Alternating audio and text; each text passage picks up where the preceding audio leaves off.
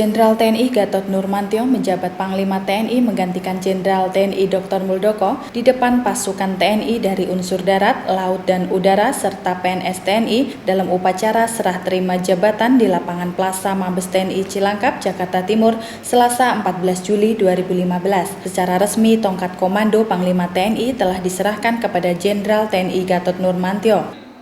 Pergantian jabatan bukan hanya suatu kelaziman, melainkan kebutuhan dan keharusan bagi regenerasi TNI dalam rangka melakukan perubahan sebagai akselerasi dan respon terhadap pemenuhan kebutuhan lingkungan eksternal dan pencapaian pelaksanaan peran tugas pokok TNI serta tugas-tugas lainnya sebagaimana yang diamanatkan oleh undang-undang.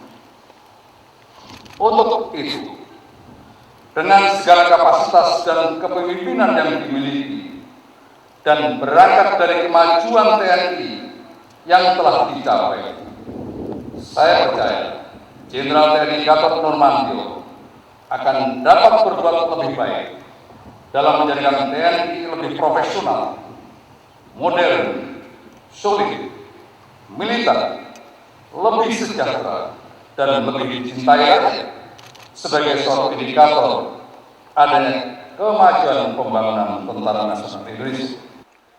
Membaca tentang ke depan, TNI secara cerdas harus dapat menerjemahkan program Nawacita Presiden Joko Widodo dan mengembangkan program Sabta Cita Jenderal TNI Dr. Muldoko ke dalam langkah-langkah strategis dan sistematis, antara lain: pertama, peningkatan kemampuan operasional satuan-satuan di jajaran TNI secara terpadu melalui optimalisasi interoperability,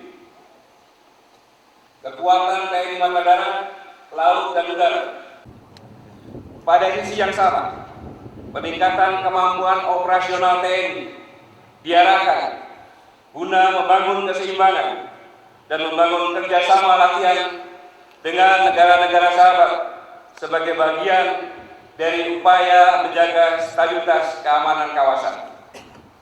Kedua, meningkatkan profesionalisme dan disiplin prajurit melalui optimalisasi pendidikan TNI, peningkatan kesejahteraan prajurit, serta pengembangan mental kejuangan prajurit yang diselaraskan dengan norma-norma kehidupan demokrasi yang berkembang. Ketiga, membangun hubungan kelembagaan dan sinergitas kerja antara TNI Polri serta antara TNI dengan lembaga kementerian dan non-kementerian, baik dalam konteks tugas-tugas operasi militer selain perang maupun dalam kaitan peran TNI sebagai komponen bangsa dalam membantu percepatan pembangunan nasional di daerah.